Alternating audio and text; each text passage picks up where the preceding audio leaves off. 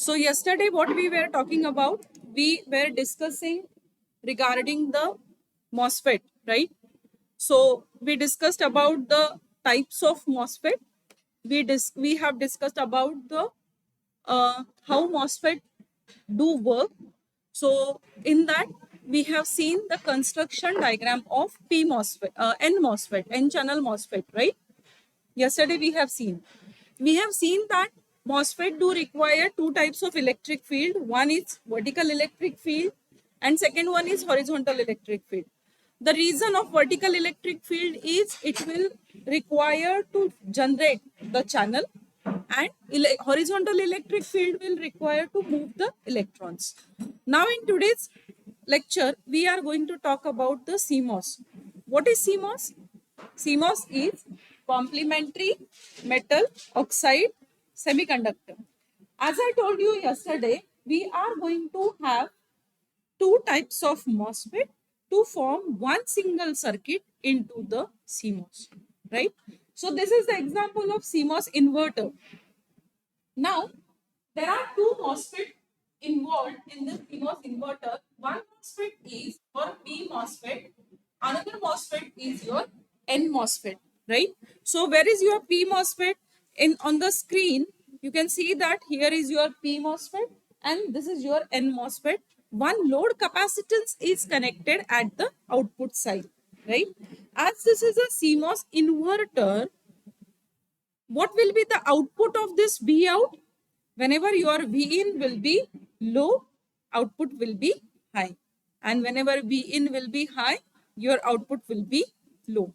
Now, there are two different symbols present, different circuit diagrams are present on the screen as far as CMOS inverter diagram is concerned.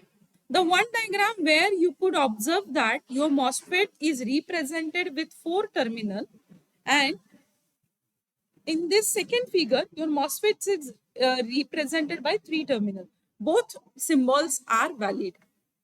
Both symbols are valid symbols. Okay. You can either use this symbol or you can use this symbol. Both are valid. Now, what is this? Yesterday, we have seen the construction diagram of only one MOSFET. Which MOSFET? N-channel MOSFET. Now, this is the diagram, cross-section view of your CMOS inverter. If you fabricate your CMOS inverter onto the IC, onto the substrate, then the cross-section view will be like this. Okay. Now, look here. There is a substrate. On this substrate, your N diffusion is there, P diffusion is there to form N MOSFET and P MOSFET. Now, at the time of practical, we are going to see this N diffusion and P diffusion. Okay, during our practical, when we are going to work on microwave tool, how this P diffusion and N diffusion will work to form the MOS will be explained to you. But right now, as far as theory is concerned, you just do remember what is CMOS, how is the diagram of CMOS inverter, and working of CMOS inverter. These three things we are going to see in the theory point of view. Now, the difference between E MOSFET and D MOSFET, that we have discussed into lecture number 1. That is, E MOSFET stands for enhancement mode MOSFET. D MOSFET stands for depletion mode MOSFET. When we want to enhance the channel into the MOSFET, that is called as E MOSFET. So channel is by default not present in case of E MOSFET, and channel is present in case of D MOSFET, right? So this was the difference. Now, what is this? It is the simple Moore's law. What the Moore's law represent? After a certain duration of the years, your technology size of the transistor reduces, reduces. Hence, the number of transistor get doubled, right? This is Moore's law.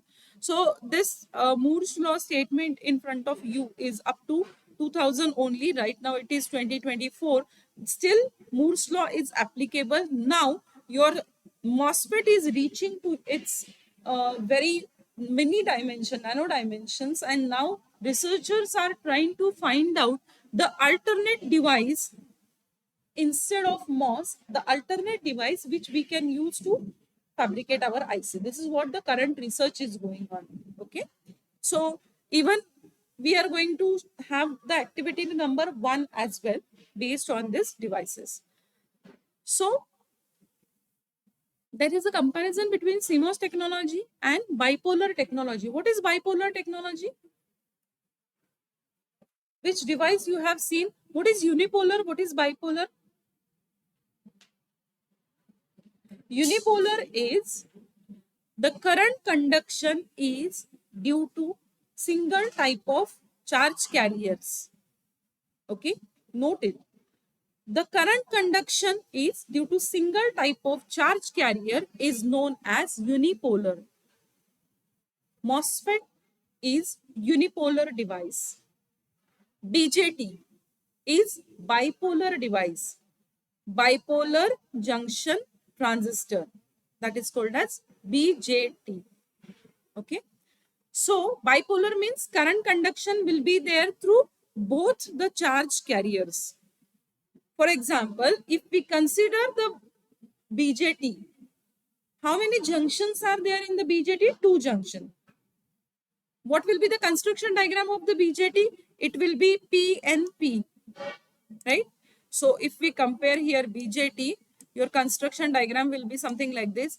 There will be emitter, there will be base, and there will be collector. So this will be your construction diagram of your BJT. Emitter, here there will be base, and here there will be collector. Fine. So, and the junctions will be, let us say, N, P, N. So both the semiconductors are involved in the BJT. So current conduction is due to both charge carriers. Hence it is called as bipolar. In case of MOSFET, it is unipolar. So there are few characteristics of the CMOS technology which are presented onto the screen. That is, it have lower static power dissipation, higher noise margin. Are you aware with what is meant by noise margins? Do you aware with? No? Okay. So we will take this noise margin maybe upcoming lectures. Higher packaging density. What do you mean by packaging density? Packaging. Yes, we are talking about the area which is required for the IC. Okay. So packaging means what? Let us talk about. This is the particular area which we are using for the fabrication of our device. Then MOSFET do have high packaging. High number of MOSFETs can be formed on particular area as compared to BJT. So this is called as packaging density is higher for the CMOS technology. High yield with large integrated complex functions. Yield means outcome. If number of good ICs we can say, so that yield is higher. High input impedance. Why the input impedance of the MOSFET is very high? If you remember the MOS construction diagram, how is the MOS construction diagram?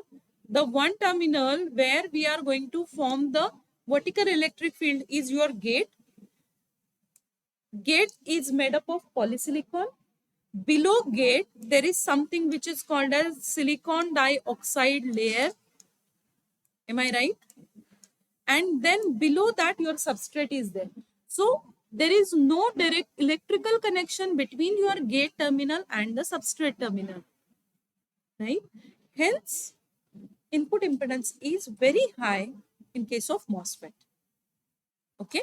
If you even look the symbols carefully, if you see the symbol, you can easily see that, observe that your gate is not electrically connected with the substrate. Yesterday we have discussed about this, right? Hence it is called as field effect transistor. No? Metal oxide semiconductor field effect transistor, because this MOSFET is going to work on the electric field. Okay, so no, you can control it through the electric field. So by applying potential by applying voltage on the gate, current conduction, channel formation will be there. And when you apply the drain voltage, current conduction will be there. Understood?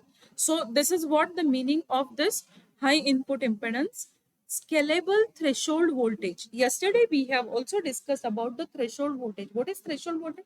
It is the minimum voltage required to turn on your MOSFET. In other words, it is the minimum voltage required to enhance the channel.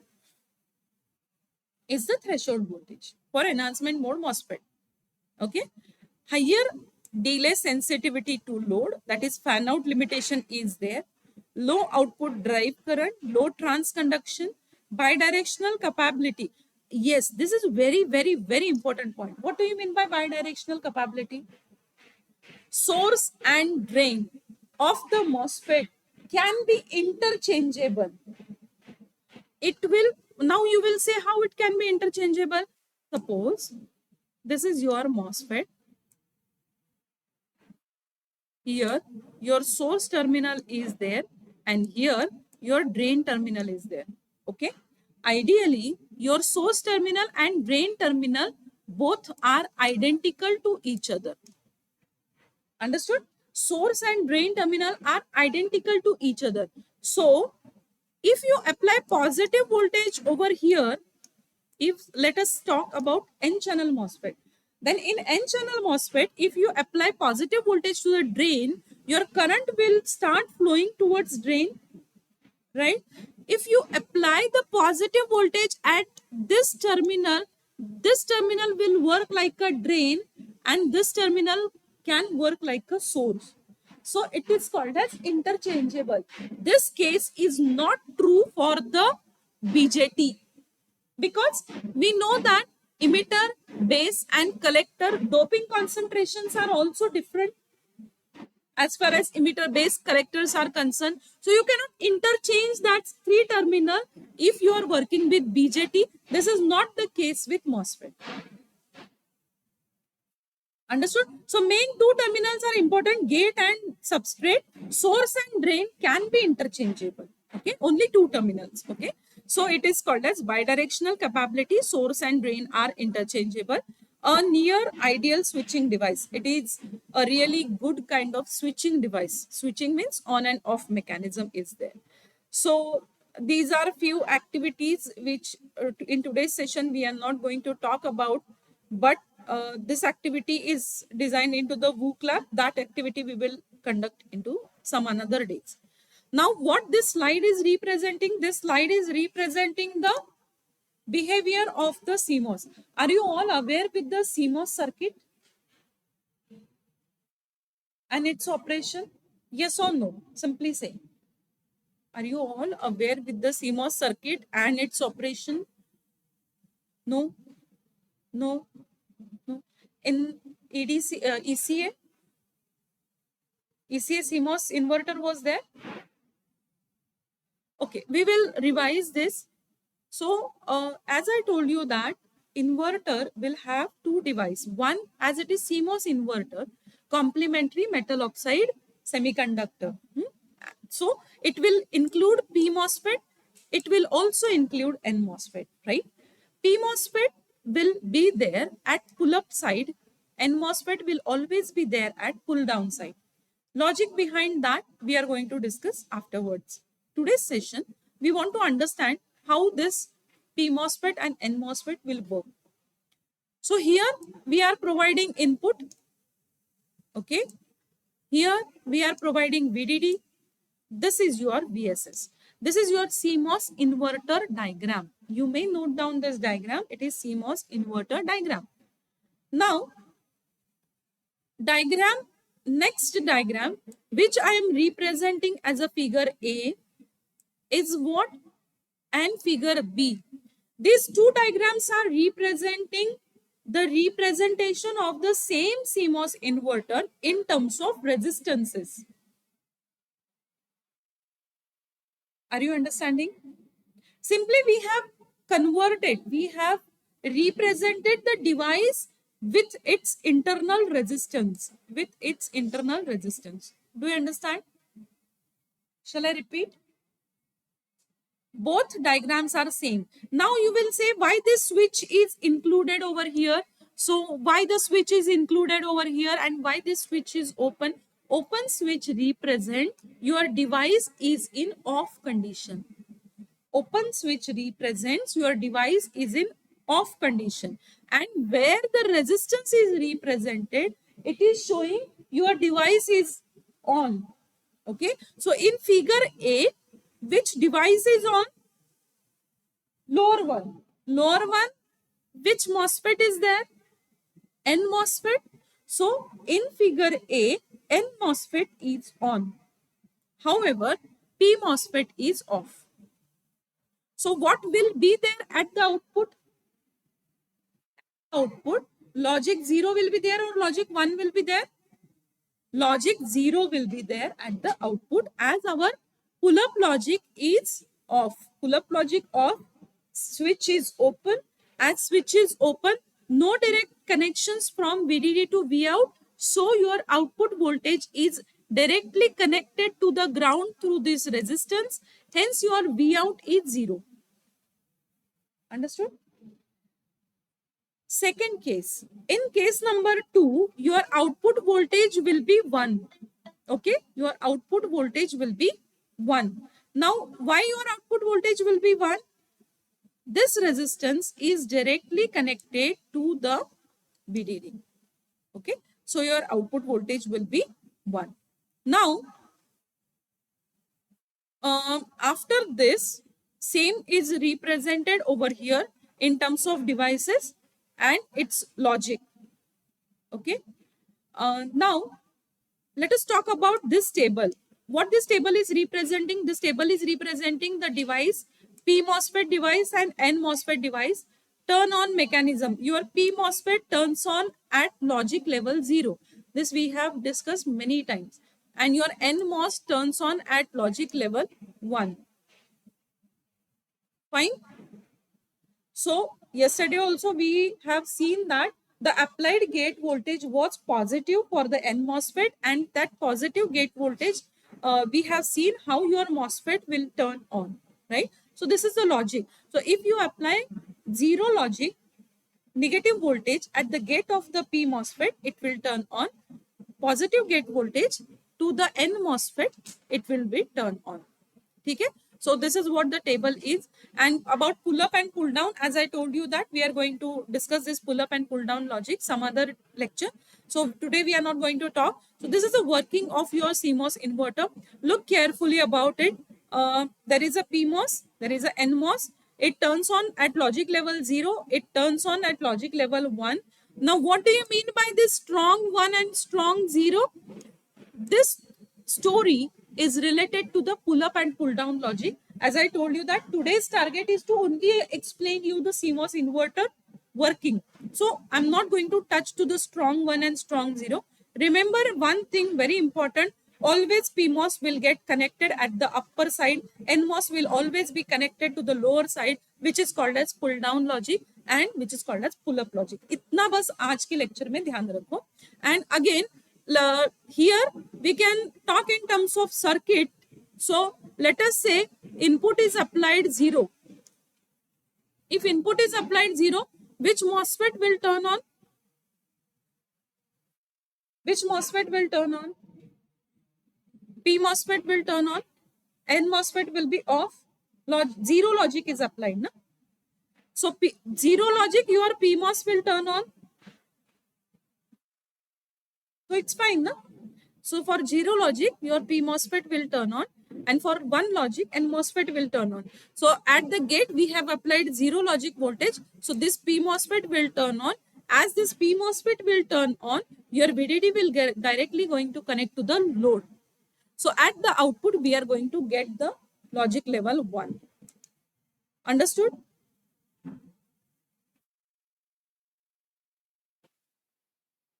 In another scenario, if we apply logic level 1, which transistor will become on? N MOSFET will become on, and at the output we are going to get the 0 because this device will be off condition. So same thing is represented over here and here. In again figure number A, input is high. If it is input is high, it means that your N MOSFET is on. N MOSFET is on means what? Your output will connect to the ground. Output you will get 0. In figure B, your low input is there. Low input means input is low. Your P MOSFET is turned on. N MOSFET is off. As P MOSFET is turned on, VDD is directly going to connect to the Vout. Understood? So this is what the working of CMOS inverter. Okay. So after completion of CMOS inverter,